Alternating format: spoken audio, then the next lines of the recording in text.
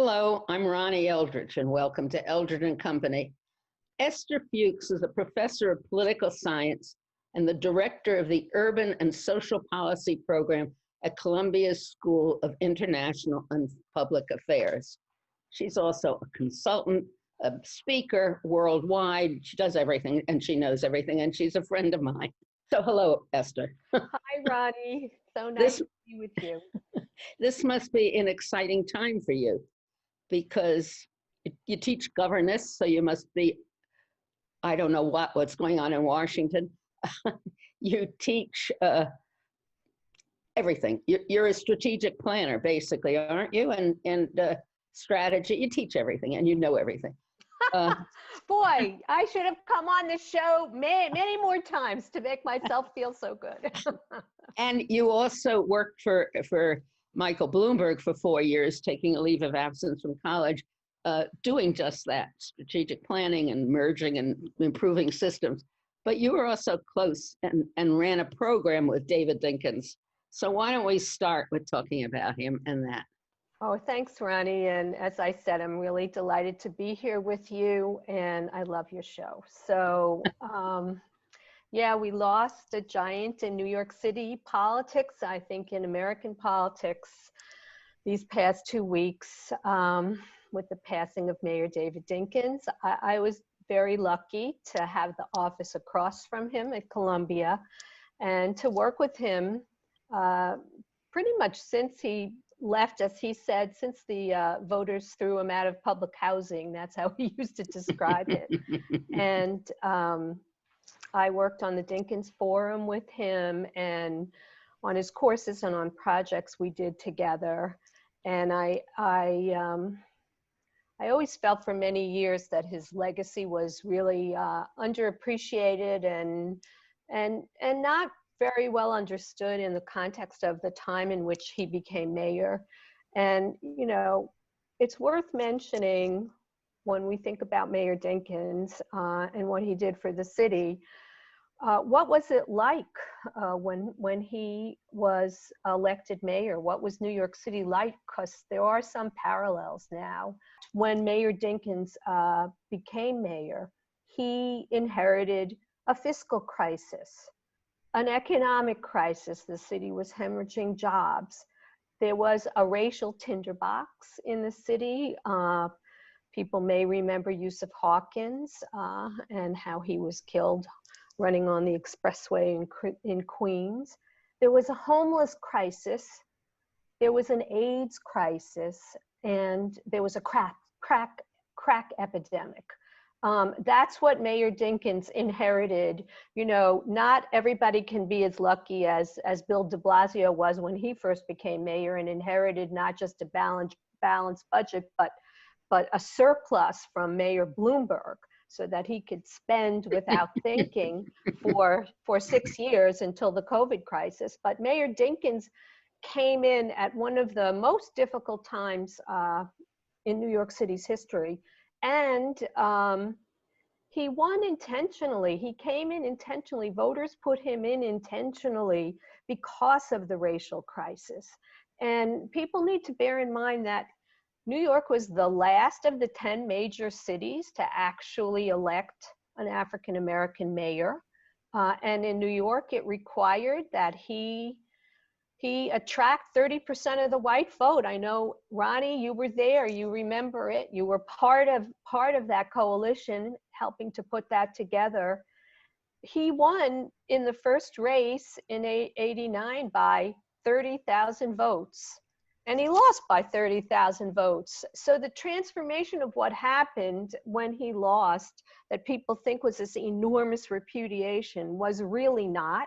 He put together a gorgeous mosaic in a time when it was really quite difficult to do that because he understood the metaphor. The metaphor is very important. A mosaic retains separate pieces, but it connects. It was important that we came together in a holistic way, respected each other, maybe even appreciated each other, but that we were allowed to retain our own identities and our own values. And his coalition, most importantly, was put together by asking people to look at what they had in common, not look at what divided us. And I think it's interesting to look at the second election when he ran against Giuliani the second time. It's a precursor to the Trump strategy. Giuliani went in intentionally to divide people in this city. He went into Brooklyn, where in the post-Crown Heights riots, things were still very raw.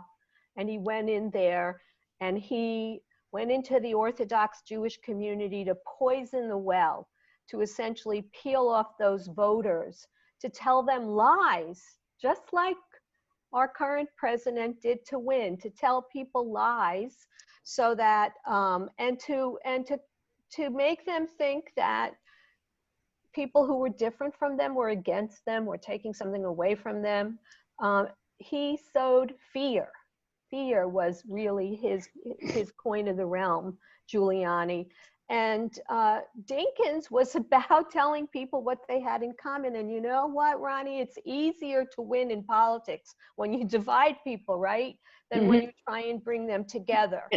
You know, he only won by 30,000 votes that time, Giuliani. Right. So people need to remember that. Yeah, it is a direct parallel to what is in Washington now, because you have a Barack Obama who is a calm, reasonable, you know, a leader, but calm, followed by Trump, who is just, as you said, causing disarray. And the common denominator in that whole thing is Rudy Giuliani.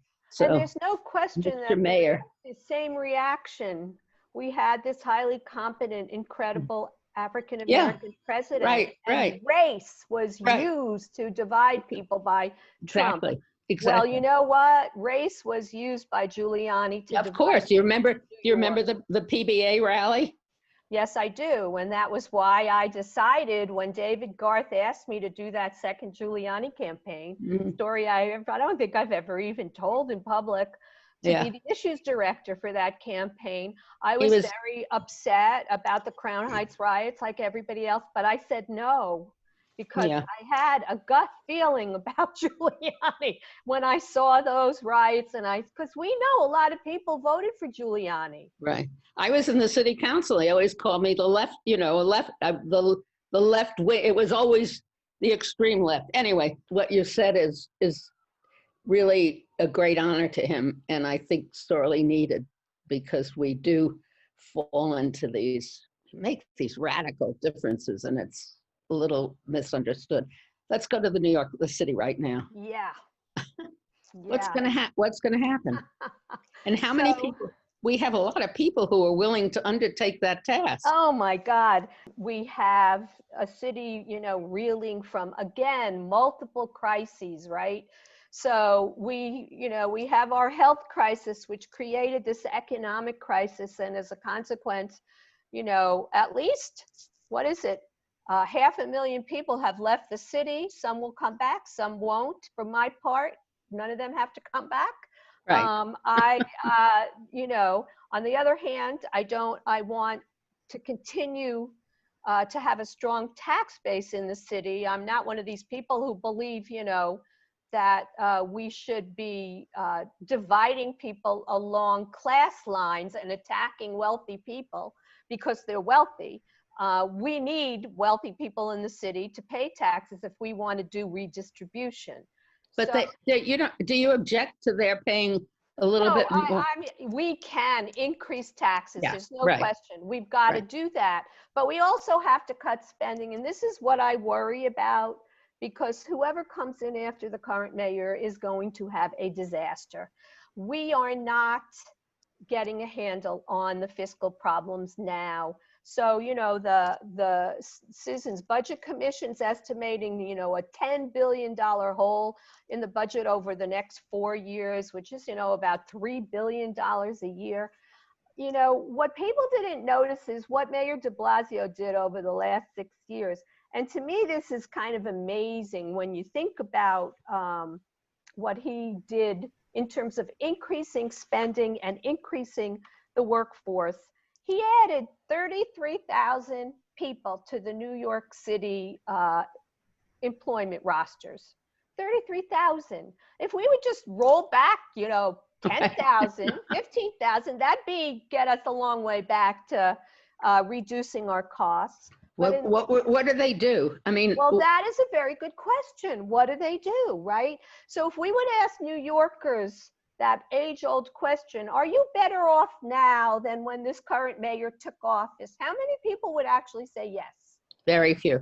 Very few, if any, right? I mean, very, very few from, I don't care what race, ethnicity, class, religious orientation, borough, whatever our divides are, gender.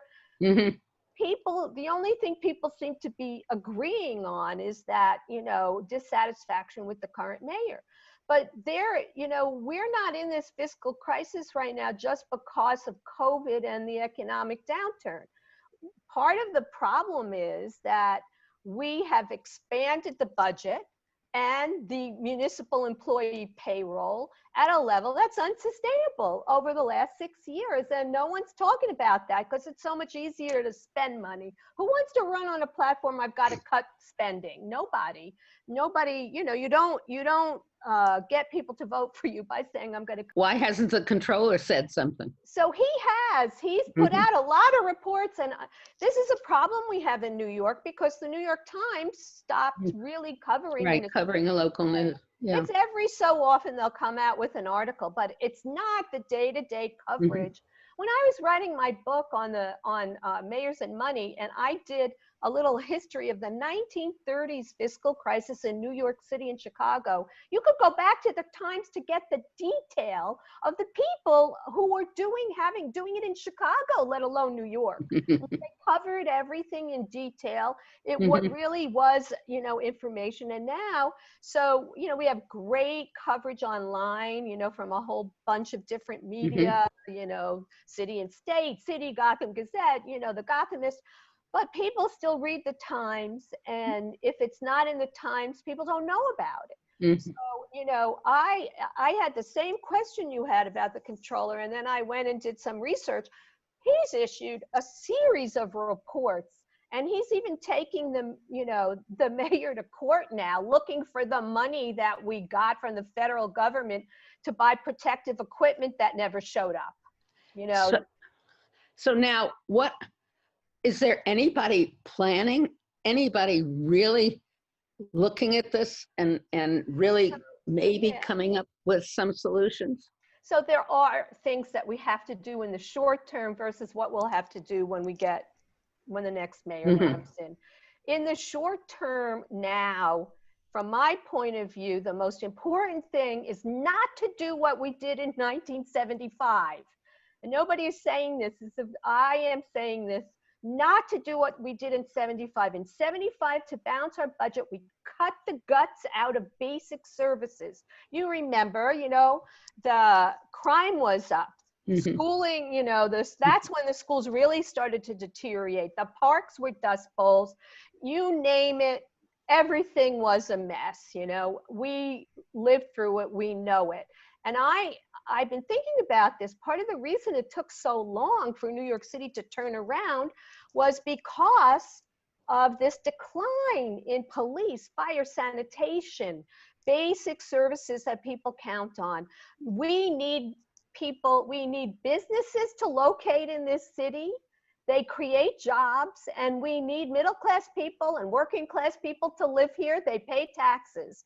And, if we create a situation where crime starts to go up, the rate of gun violence in New York is up by an astounding amount over the last year. What's going on, And then de Blasio, in his cuts, he cuts sanitation. I mean, walk down the streets now, you'll see, look in the parks, it's a disaster. They have no, right? As you go through this, we talked about Mayor Dinkins, but what about Mayor Lindsay, who I worked for? And when you said he cut sanitation, I mean, that was his demise, but the reason for his demise. But we have no history, and we don't have, I don't want to say this, but we need some more people to run this city, right? No, I'll tell you first and foremost, I don't want somebody who's going in on the job training, right? We have multiple crises. I didn't even begin to list all of them: the health crisis, the fiscal crisis, the economic crisis. We have a racial crisis. We have multiple crises in this city now. We can't afford to have somebody who don't, who can't find the bathroom at City Hall when they get there. I mean, we need people who can hit the ground running. I know there are a lot of smart people coming into this race, but we need people who have managerial skills, who have skills understanding the politics of the city. One of the reasons why de Blasio's budget is so high is, in my view, if you look at what happened when he ran in his second race, nobody ran against him. No reasonable person who might have gotten a vote ran against him in the Democratic primary. His approval ratings were not high then. Why was everybody decided to take a pass? Because he immediately rounded up all the union endorsements. How did he do that? Look at those union contracts, okay? Now, I'm not anti-union. I believe everybody should get a raise, but we got a big problem. He rolled back some of the savings that Bloomberg had put into place around pensions. It's just not sustainable. That's what's happening now. He increased the number of municipal employees. The only way to save money is actually to reduce heads. Everybody knows this whole business of managerial savings. We can do more with less. Remember that expression from 75? Well, guess what? You cannot do more with less.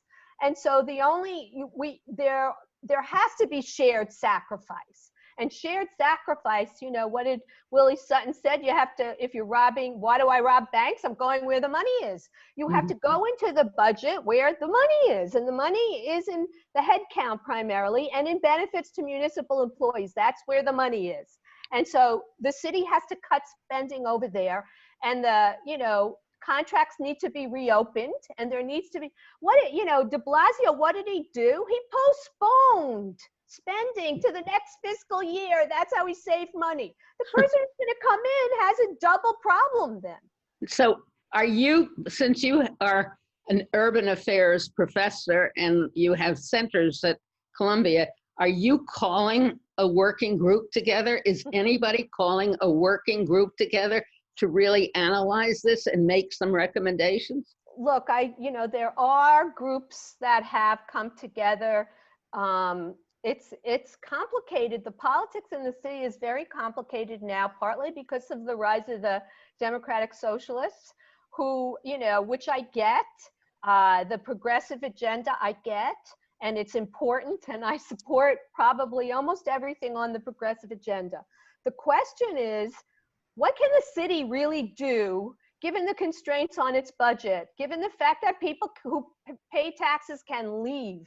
I mean, to me, the best example of the problem was, the Amazon deal. Alexandria Ocasio-Cortez tweets about the Amazon deal in the beginning. Well, we can save that money that we're giving to Amazon and use it for something else. It was a tax abatement. You and I know what a tax abatement is. That's not real money. That's money you give in anticipation of somebody coming, and then taxes go up, and then they don't have to pay the same rate of taxes. But it's not money in your hand that you can move in the budget over to another item. It certainly doesn't happen. It certainly doesn't happen in the real estate business. That's right. And not to make a distinction between providing tax abatements for businesses creating jobs versus real estate developers building luxury apartments. Right. Like, to me, why haven't we gone after that and made sure there are no more abatements for luxury apartments? Because of the political part of it. And that's why I think any group that gets together to decide the future also has to include some really honest political people who are going to explain what goes on in the city. Right. I worry about this because when, we both know the devil is in the details here. This is, it's just like we have a balanced budget in New York now, accepting that what he's done is moves it up further, right? That's right. So this is not a good thing. And so I do agree with you. We also need, the people who represent different communities in this city to be at the table Mhm. and to be honest brokers, which Right. is very hard because, advocates are, I learned that when I was in government. My view was always the advocates are always right. Then when I went into government, I thought, oh my God, there's like another side to this that I totally missed in a way. But the Advocates advocates are also important because are they, important. They have to do their job, right, you right. know, We and just have to be you able need to them at the judge them. table. Right. That's right. There needs to be, somebody, we need a mayoral candidate who really will understand Mhm. both three things: the politics, the governance, the absolute operations of city government, how it works, and the fiscal issues, which are the money issues. Mhm. All of it. This is what I'm teaching now to my students who are like, they have all these great policy ideas. I said, okay, where are you going to get the money from and who's going to pay for it? And by the way, does anybody know how to do it? You're helping to disenhance another mayor's race. That was pretty easy, right? Others have done it way before me. I'm standing on the shoulders of giants, as Mayor Dickey likes to say. But I want you, now you're going to have to come back because the election for the mayoralty election is so strange and it's so different. And I don't know how anybody gets their message really out since it's Right. all virtual. And as you said, the press, I don't know, it's all local television and radio, basically. It's going to be the turnout game, the old turnout game. And That was one of the questions I wanted to ask you. I mean, we had a lot of people voting in New York City in the presidential election. We don't have lots of people voting in our municipal election. So it's going to be who has a constituency they can turn out. And this is why the Democratic Socialists have become so powerful, because the regular Democratic Party can't turn out people anymore. Oh, it's terrible. The regular Democratic. Black churches turning out, the Orthodox Jews, the unions, and the party. Parties have a hard time turning out. If it wasn't for Stacey Abrams in Georgia, right, we wouldn't. Right. She was doing, for 5 to 10 years, she was creating a new organization designed to educate and turn out voters, because the parties have failed us all across the country now. Well, Esther, thank you so much, Professor. Oh, you're welcome. It's just such a pleasure to talk to you. And we're going to talk more about the mayoral race in the spring. I hope so. Thank you very much. Bye-bye.